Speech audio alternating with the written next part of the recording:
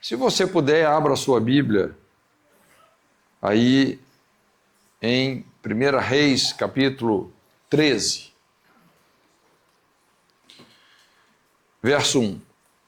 E eis que por ordem do Senhor, um homem de Deus veio de Judá a Betel, e Jeroboão estava junto ao altar para queimar incenso. E clamou contra o altar com a palavra do Senhor e disse: altar, altar, assim diz o Senhor, eis que um filho nascerá à casa de Davi, cujo nome será Josias, aquele a quem Deus cura, Josias, o qual sacrificará sobre ti os sacerdotes dos altos que queimam sobre ti incenso, e os ossos de homens se queimarão sobre ti. Olha o que esse cara está falando para o altar.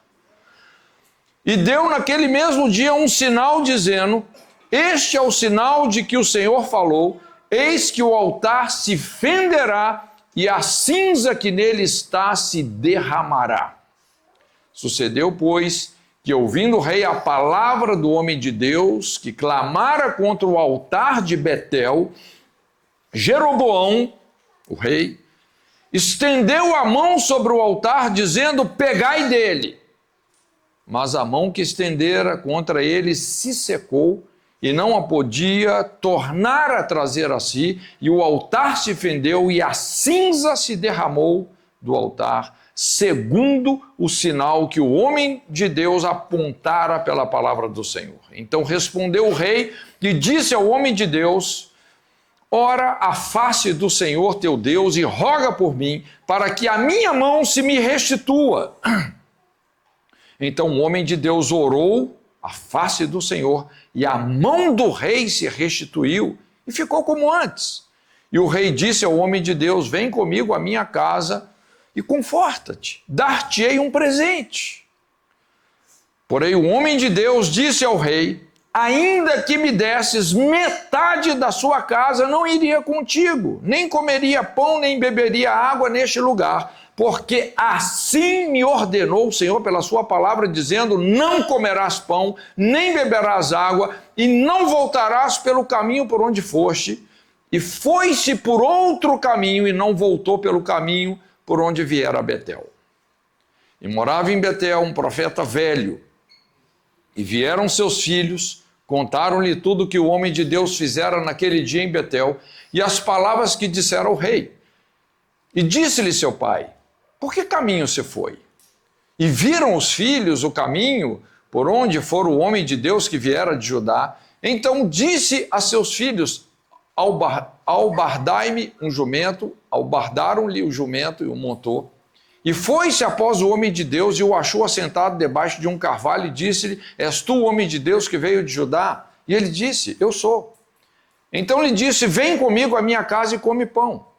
Porém ele disse: não posso voltar contigo, nem entrarei contigo, nem tampouco comerei pão, nem beberei contigo água neste lugar, porque me foi mandado pela palavra do Senhor: ali nem comerás pão, nem beberás água, nem tornarás a ir pelo caminho que foste.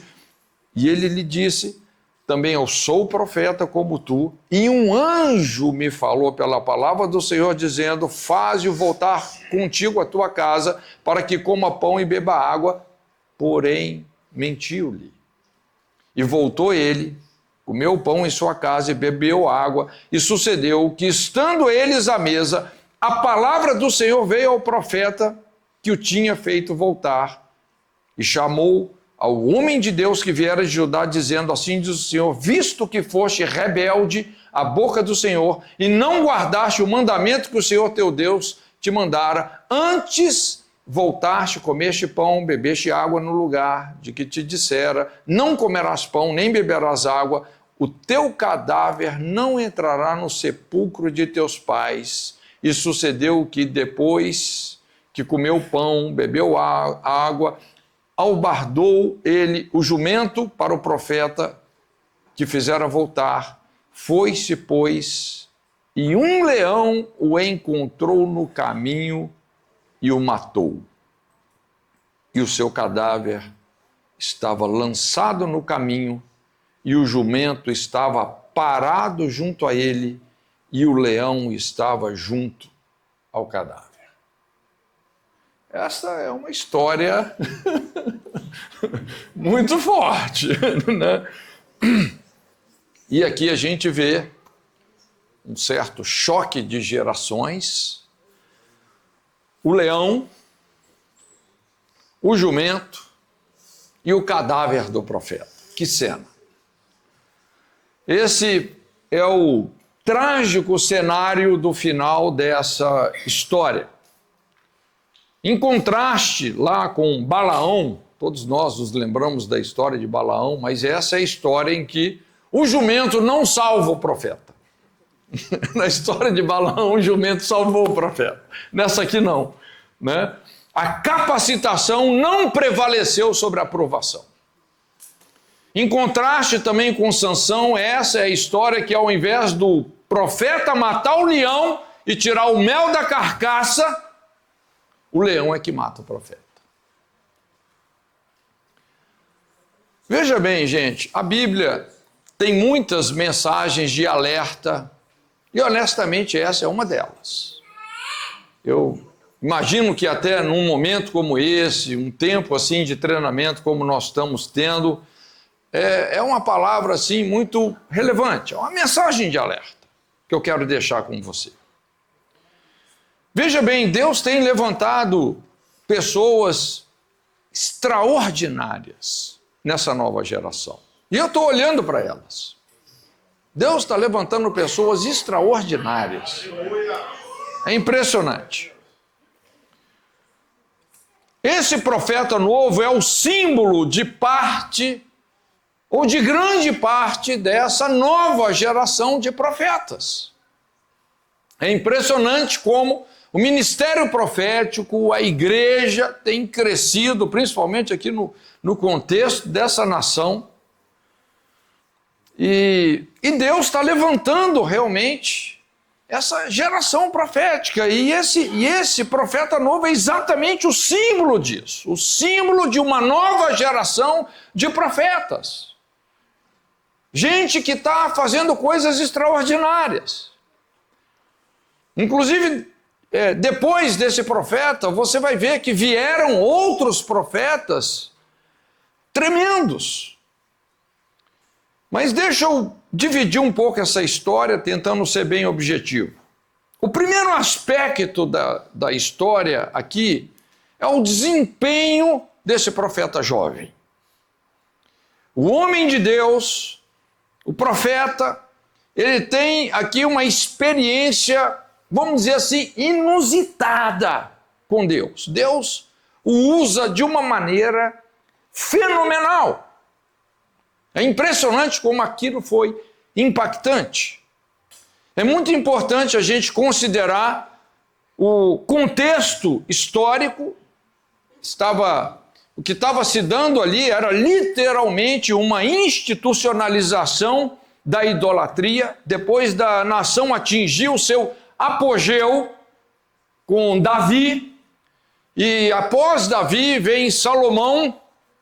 Os 20 primeiros anos do ministério de Salomão, do seu governo, talvez foi o maior avivamento em termos assim de plenitude que a história mostra, porque a Bíblia fala que pessoas vinham, não eram de algumas partes, mas eram de todas as partes da terra para ouvir a sabedoria de Salomão. As pessoas vinham com perguntas, com enigmas, com os becos sem saída, e a Bíblia fala que Salomão tinha todas as respostas para os dilemas da sua geração. Só que após Salomão, a nação se divide, as 12 tribos são rasgadas, 2 tribos ficam com a casa de Davi e 10 tribos ficam sob o governo desse rei que está aqui, Jeroboão. Jeroboão, filho de Nebate. E Jeroboão, ele descamba na idolatria. Pensa num cara que fez lá um bezerro de ouro e falou: agora vocês não têm mais que ir para Jerusalém, nós vamos adorar por aqui mesmo, é esse bezerro que tirou vocês do Egito. O cara descambou na idolatria, profanando o altar de Betel. Quem inaugurou esse altar em Betel? Abraão. O cara está pecando contra as raízes da nação.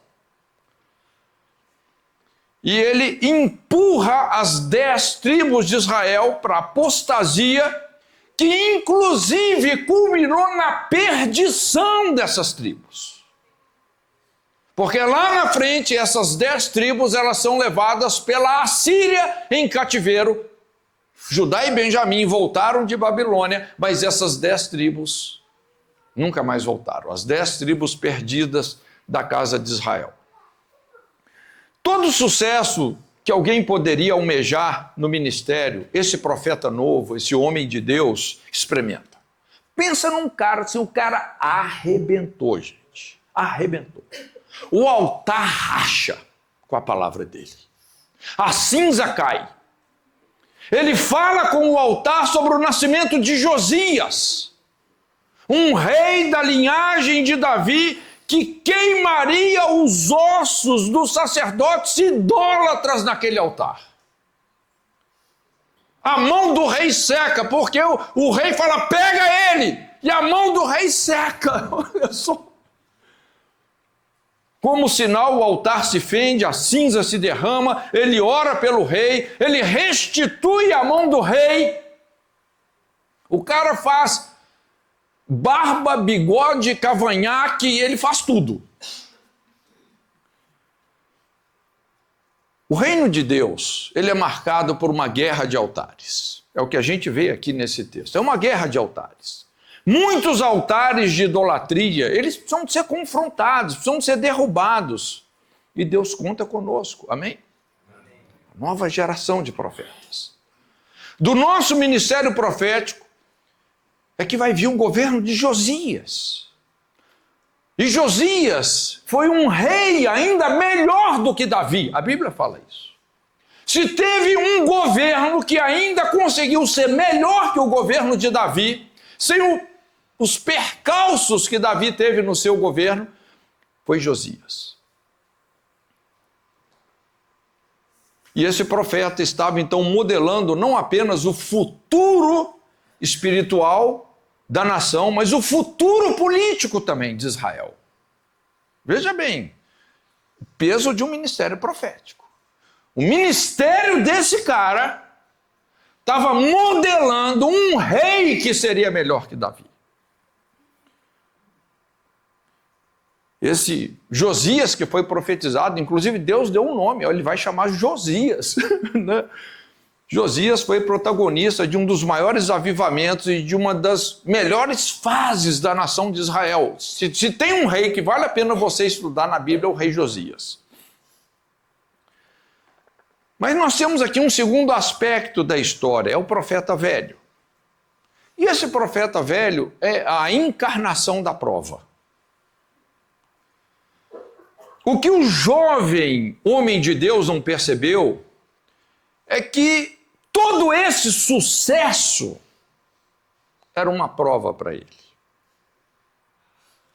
O sucesso sempre é uma prova. É um lugar escorregadio.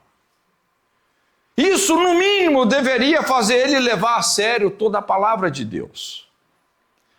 Então, muitas vezes, quando Deus te dá uma palavra profética, essa palavra é acompanhada de recomendações.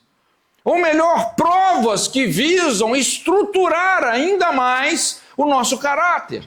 Jamais separe ministério de caráter. Não faça isso. Tem gente que gosta de separar o ministério do caráter. Deus me usa, não importa o caráter. Isso é caos. Algumas missões proféticas, elas são acompanhadas por sinais, mas também por advertências divinas que nos porão à prova. Deus não tem problema em fazer os sinais. E sabe qual sempre foi o ponto fraco de qualquer profeta? os presentes. A bajulação. Tem profeta aí?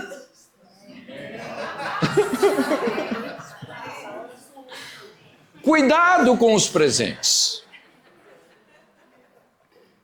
A Bíblia fala sobre o impacto de um presente. Não menospreze o poder que um presente tem de comprometer a sua plataforma profética e te levar a temer mais o homem do que a Deus. Tem profeta hoje que já não tem mais a liberdade de profetizar o que Deus fala, por causa dos presentes. Não coloque o seu coração em presentes. Vigia, ora, para você não se tornar um Balaão, porque a Bíblia descreve Balaão como alguém que amou o prêmio da injustiça. O cara profetizava de acordo com a oferta. O cara deixou de ser conduzido por Deus, passou a ser conduzido pelo despojo, pela oferta. Se perdeu. Haviam 3 recomendações muito claras. E recomendações simples, gente. 1 Reis 13:9. Porque assim me ordenou o Senhor pela sua palavra, dizendo, recomendação simples. Não come pão, não bebe água, volta por outro caminho. Cara, é muito simples. Tipo assim, chega lá, faz o que você tem que fazer e volta. Não se detenha. Porque você está num ambiente de idolatria. Volta logo.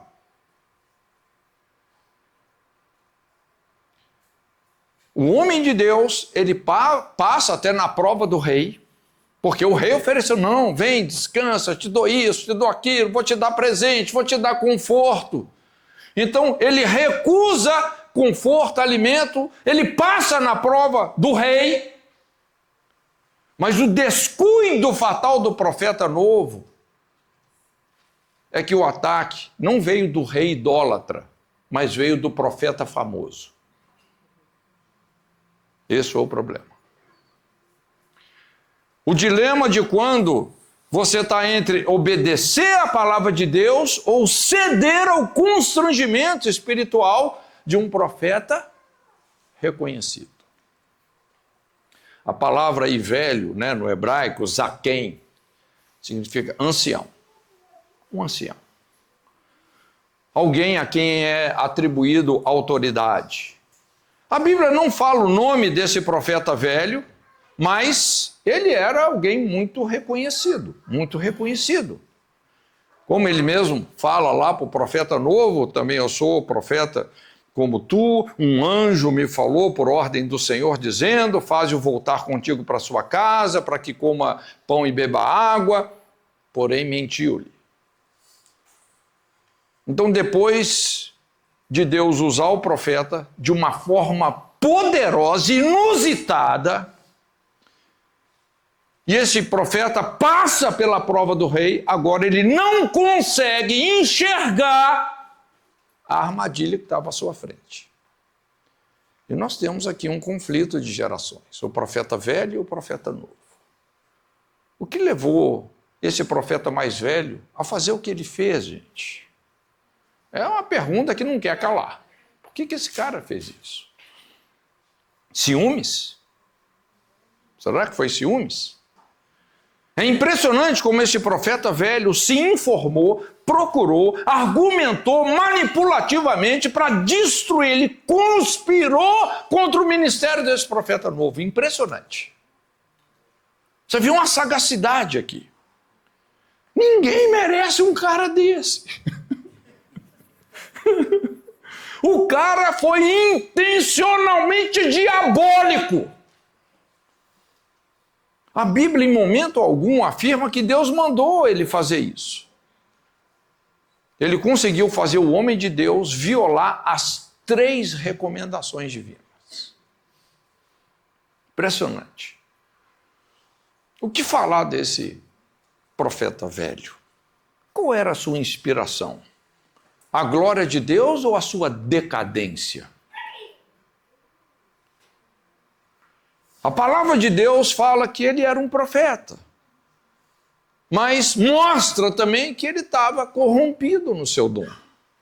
Como isso aconteceu? O que levou esse profeta velho a mentir? Por que ele agiu realmente dessa maneira? O que dá a entender quando você olha assim, parece que Deus já não podia contar mais com esse profeta velho. Porque esse profeta velho, por que ele não confrontou a idolatria que estava sendo praticada em Betel? Por que não foi ele que Deus levantou? Talvez esse profeta já tivesse perdido a sua credibilidade, respeito. E Deus estava levantando o quê? Uma nova geração. Talvez fosse isso. Não dá para afirmar categoricamente. Mas por que ele agiu assim? Insegurança, medo, ciúme? A insegurança de perder o posto? De repente vem uma pessoa que se destaca mais do que você? E agora você já não é mais aquela pessoa totalmente em evidência? O medo do profeta assumir com uma expressão do caráter de Deus mais forte do que ele.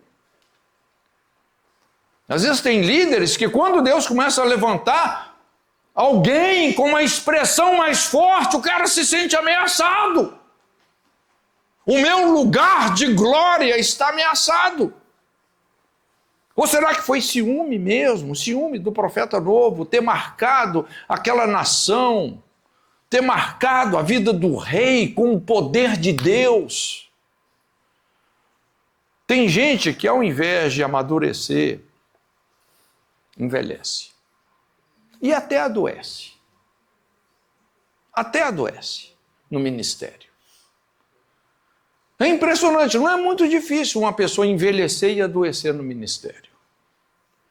Não suporta o sucesso dos mais novos, se sente ameaçado. Em vez dele se alegrar com a próxima geração, como Jesus fez, farei as obras que eu faço e maiores ainda, o cara se sente ameaçado.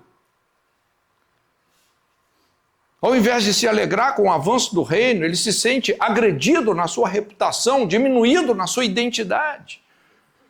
Então existem muitas formas de se interpretar esse envelhecimento, vamos dizer assim, num contexto realmente negativo. Um envelhecimento ministerial, estratégias ultrapassadas, você se desconecta da linguagem cultural praticada, das verdadeiras brechas da nossa geração que precisam de ser fechadas. Como Jesus falou, você, de repente o céu está tocando uma música e você está dançando outra.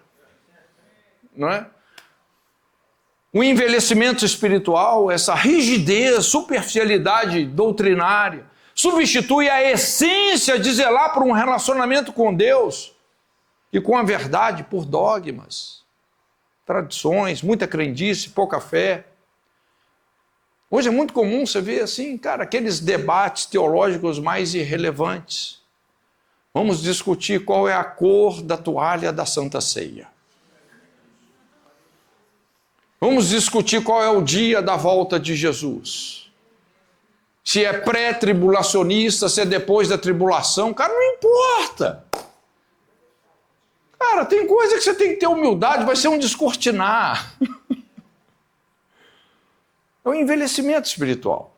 Tem o envelhecimento emocional, que vem pelo desgaste. Desgaste tem muito a ver com falta de unção, com falta de leveza. Aí vem murmuração, amargura, chatice.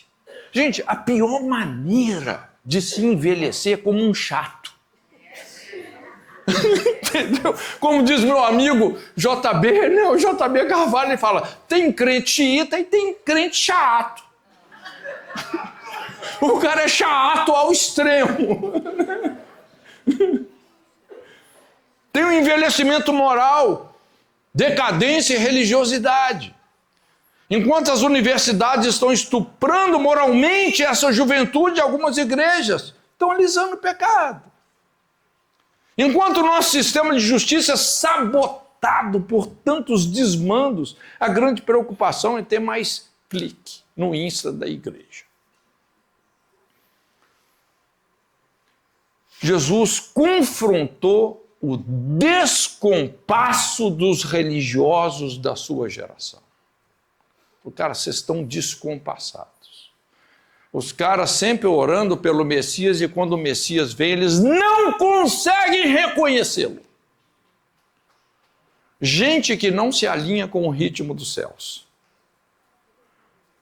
Então você, como profeta novo, tem um coração ensinável em aprender com os mais experientes, mas seja diligente em discernir. Eu acho muito interessante o relacionamento de Elias com Eliseu.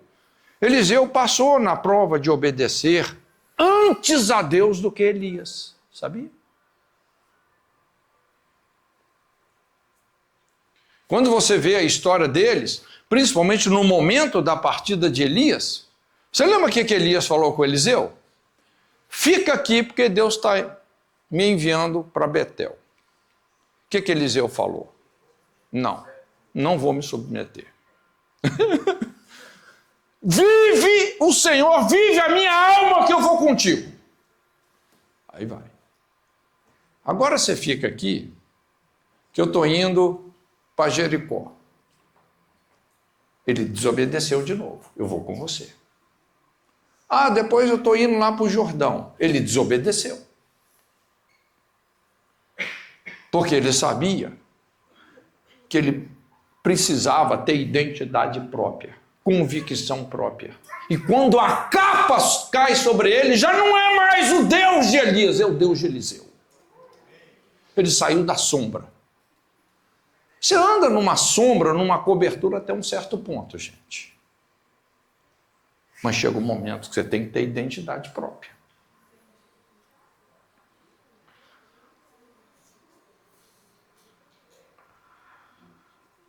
Eliseu passou na prova de obedecer antes a Deus do que Elias.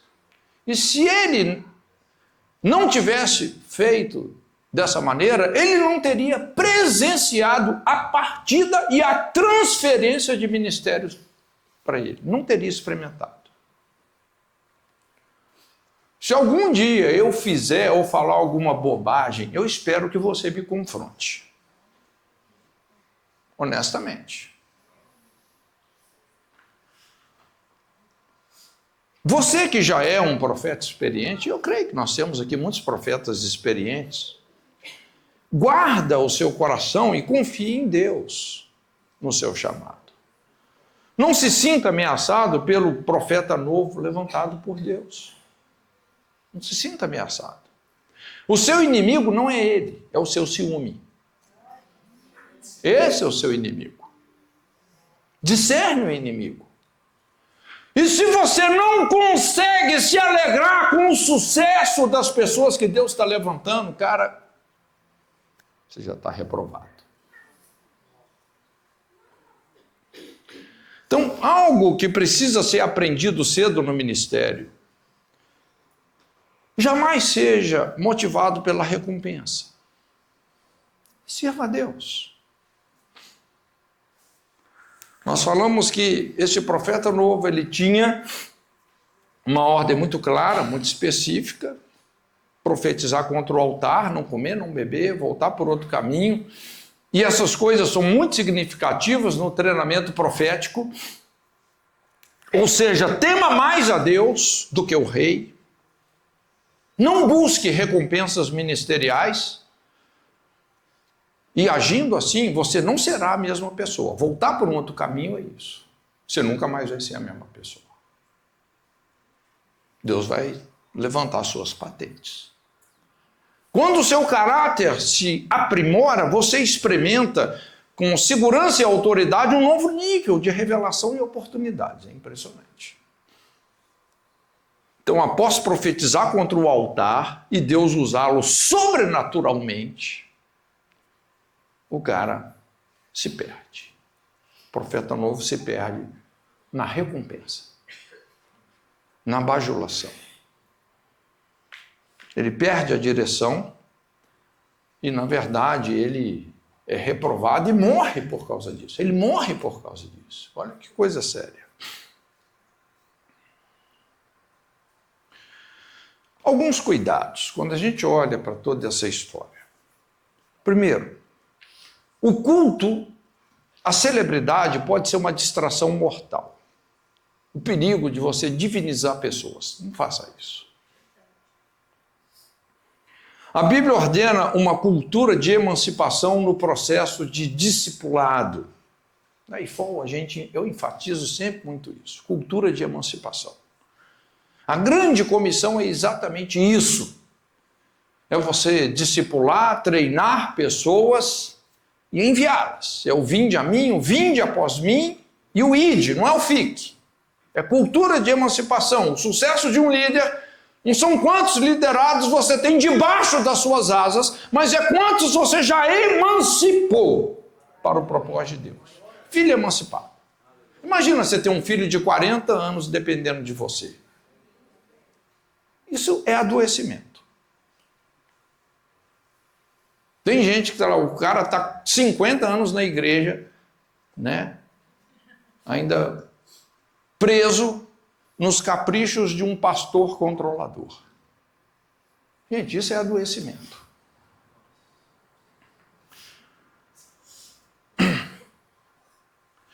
Deus usa as pessoas, mas as pessoas não podem assumir o lugar de Deus na nossa vida. Não assuma o lugar de Deus na vida das pessoas que Deus te confiou. Não faça isso. Tem pessoas que amam ser idolatradas. E isso é destrutivo.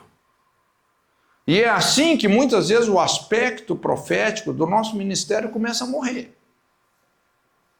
Nenhum problema em você se assentar na mesa com gente importante, mas algumas vezes pode ser que Deus vai te pedir para não fazer isso. Não faça. É simples assim, só obedeça. Outro ponto aqui é o perigo do misticismo. Um anjo me falou. Uma pessoa só pode ser considerada espiritualmente madura quando ela deixa de ser mística. Honestamente. Eu não estou indo contra o poder sobrenatural de Deus, não é isso. Mas a pessoa mística. Toda fé sem base bíblica é superstição. Mas ainda que nós, ou mesmo um anjo vindo do céu, vos pregue evangelho que vá além do que vos temos pregado, seja anátema, é o que Paulo fala aos Gálatas, essa igreja mística. Gente, Satanás é um anjo. Sim ou não? É um anjo. E gente carente adora o misticismo. Pelo fato de Deus ser sobrenatural, o diabo vai explorar o misticismo. Ele não é bobo. Ele sabe explorar essa coisa, né, do sobrenatural. Então, cuidado com a gente mística, que coloca o misticismo acima dos atributos de Deus. Não se deixe impressionar com pessoas hiper espirituais. Quando a pessoa quer vender essa imagem de que é espiritual demais, e é visão demais, é anjo demais, rapaz, isso, como Paulo fala aos Colossenses, no fundo é carnalidade. Estão debaldes inchados na sua carnalidade. Outra coisa aqui, uma outra advertência, é a sutileza de uma falsa profecia. A mais velha e poderosa estratégia de engano é você usar o nome e a palavra de Deus. Inclusive, existe uma lei moral, ela foi estabelecida no Decálogo, porque isso é tão sério, que a Bíblia fala assim: não tomarás o nome do Senhor teu Deus em vão, porque o Senhor não terá essa pessoa por inocente. Uma falsa profecia, o poder que uma falsa profecia tem de te induzir à rebelião. Principalmente quando isso está vindo de um profeta velho, de alguém que deveria servir como modelo de autoridade. A premissa básica sobre uma profecia, a gente fala isso muito na IFOL, é que ela vem para confirmar o que Deus já te falou e não para mudar o que Deus te falou. Ela vem para confirmar, não vem para mudar. Primeiro, Deus testifica a sua vontade no coração da pessoa. Depois ele usa profetas ou situações para confirmar aquilo. Cuidado com profecias que tendem a controlar a sua vida, ao invés de confirmar uma direção que foi dada especificamente a você. É a sutileza de uma falsa profecia. Inclusive, a Bíblia faz questão de dizer que esse profeta velho estava mentindo. Profeta velho mente. Cuidado.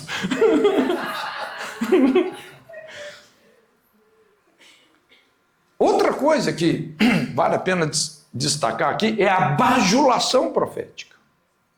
Não confunda exortação, ânimo com bajulação. Bajulação, lisonja, é uma das armadilhas que mais funcionam. É impressionante como isso funciona. Não basta apenas você resistir à tentação dos presentes que intencionam nos constranger e corromper, mas também discernir o que é a bênção de Deus e o que é a bajulação do inimigo, para te aprisionar na desobediência.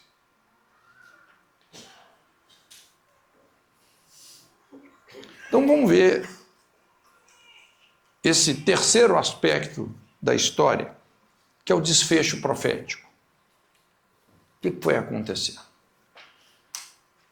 Depois de uma profecia mentirosa, estranhamente Deus usa o profeta velho para dizer uma trágica profecia verdadeira. Veja bem que agora o profeta velho profetiza e profetiza verdadeiramente. A Bíblia fala assim: estando eles à mesa, veio a palavra do Senhor ao profeta que o tinha feito voltar. E chamou ao homem de Deus que viera de Judá, dizendo: assim diz o Senhor, porquanto foste rebelde à palavra do Senhor e não guardaste o mandamento que o Senhor teu Deus te mandara, antes voltaste, comeste pão, bebeste água, no lugar que te dissera, não comerás pão, nem beberás água, o teu cadáver não entrará no sepulcro de seus pais. Interessante ver o cumprimento de ambas as profecias, do profeta velho, do profeta novo. Gente, a palavra de Deus está acima de pessoas e ministérios. Então, algumas lições aqui, rapidamente, lições. Primeiro, a falta de zelo e discernimento do profeta novo o levou à ruína. Muitos, às vezes, se arrebentam no ministério pela falta de zelo. Por quê? Porque eles se empolgam demais com a manifestação do poder de Deus. Tem gente que se empolga com a manifestação do poder de Deus, tanto que começa a perder o zelo. A ganância, fascínio que o poder de Deus traz, faz o profeta perder a noção do perigo. Se distraiu. Olha como Deus me usou. Como a gente vê lá no caso de Geazi, o servo do profeta Eliseu, que a oportunidade revelou a sua fraqueza. Quando ele teve a oportunidade de ter um ganho, ali o verdadeiro Geazi deu as caras e terminou leproso. Então ele estava sendo preparado, esse profeta novo, ele estava sendo preparado para viver uma vida de profeta, mas ele se corrompe diante da oferta. O zelo pela direção que Deus deu para a sua vida é mais importante do que você querer honra, reconhecimento pelo agir dele. Segunda coisa, resultados são importantes, mas não se deixe impressionar por eles. Seja um dispenseiro fiel. Deixe os resultados com Deus. Entende? A gente nunca consegue, de fato, saber o que Deus está fazendo no coração das pessoas.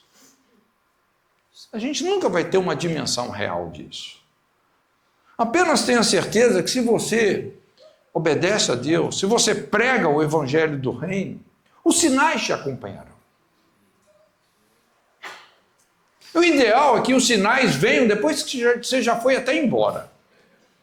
Entende? Não fica correndo atrás de milagre e sinal. Isso é imaturidade. Outra coisa aqui, veja bem, você e eu somos únicos, preciosos, mas não somos indispensáveis. Não somos indispensáveis. Se recusarmos a vontade de Deus, Ele levanta outro para fazer a mesma coisa. Lembra quando Deus falou assim, Moisés, deixa eu destruir esse povo? E eu vou começar tudo de volta a partir de você. Vai, assim, demorar alguns anos a mais, mas não tem problema, não tem pressa. Eu vou fazer, porque tem coisa, como nós falamos, é o telema. É o telema, não é só um bolema, é um telema. Tem coisa que é uma vontade de Deus que vai se cumprir. Conosco ou sem nosco.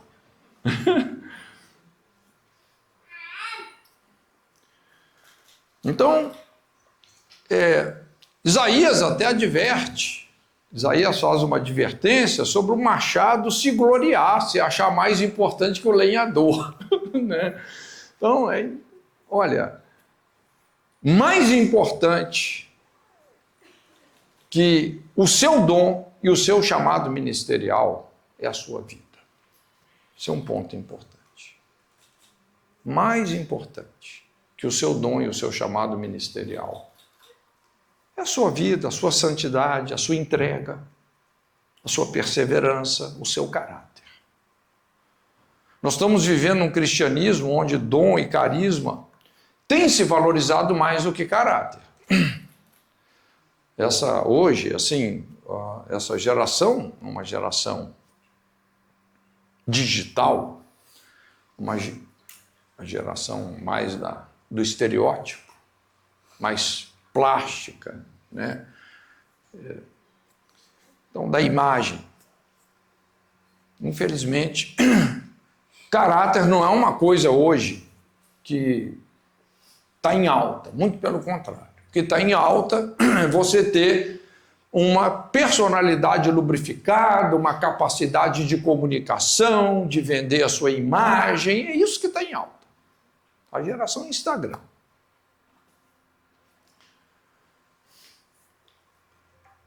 E essa tendência está na raiz de muitos escândalos.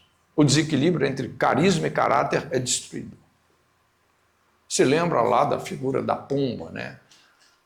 Não é à toa que a Bíblia fala sobre 9 dons do Espírito e 9 frutos do Espírito. Quantas penas a asa de uma pomba tem em média? 9 penas. Frutos, caráter, dons, carisma. São as 2 asas. Nós temos que voar com as 2 asas. Você quer impedir que uma pomba voa? É só cortar as penas de uma asa. Se tiver que cortar as penas de uma asa, é melhor cortar carisma do que caráter. É menos pior. Outra coisa aqui é que muitos pregadores, ao invés de priorizar o serviço, eles colocam a recompensa, a oferta, na frente da responsabilidade. Eu não sou contra pregadores serem abençoados, é um princípio, mas a gente sabe que tem muitos exageros que denunciam que a motivação da pessoa já se perdeu há muito tempo. A pessoa já está errando no coração há muito tempo. Então, finalizando, a Bíblia fala assim, qual a mosca morta faz o unguento do perfumador exalar mau cheiro, assim é para a sabedoria e a honra um pouco de estultícia. Eclesiastes. A Bíblia nos adverte a cuidar da unção para que ela não seja contaminada pela mosca. Algo aparentemente pequeno, mas putrefante. A mosca, não unção. Para cuidar da unção, você tem que purificar a motivação. Senão a igreja recebe uma unção acompanhada da mosca morta. Vem a unção, mas vem a mosca morta.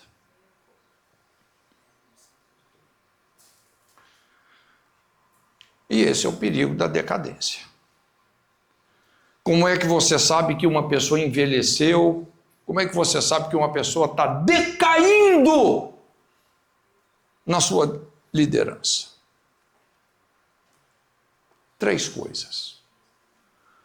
Primeiro, quando Deus levanta alguém, ao invés de você incentivar, você, por insegurança, o oprime. Você começa a oprimir, podar, descartar, criticar. A gente ora para Deus levantar as pessoas, quando Deus levanta, a gente apedreja. A gente tenta achar alguma coisa errada.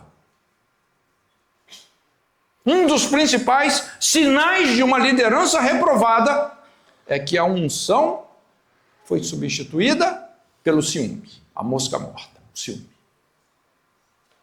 Essa foi a triste e trágica história de Saul. Quando a unção de Deus se apartou de Saul, um espírito mau da parte do Senhor veio sobre ele. Ciúme. Segunda coisa, é que você sabe que uma pessoa está decaindo da sua liderança. Ele coloca um novo que Deus está levantando para somar com ele, mas sempre limitando o seu potencial e a sua visibilidade. Deus começa a levantar uma pessoa, em vez de você cooperar com Deus e levantar ela também junto com Deus, porque Deus está levantando aquela pessoa, você começa a limitar. Não, você não pode aparecer mais do que eu. Em vez de você sair do palco e dar espaço, você começa a limitar, começa a podar. Deixa de exercer uma liderança emancipadora, generosa. Na verdade, você está deixando de ser um líder. Porque o sucesso do líder tem a ver com um sucesso ainda maior do liderado. Eliseu fez o dobro dos milagres que Elias fez. A diferença entre Davi e Adoni-Bezeque. Depois você pode ler isso lá na Cura e Edificação do Líder, tem um capítulo só sobre isso. A diferença entre Davi e Adoni-Bezeque, ambos reis de Jerusalém, os dois foram reis de Jerusalém.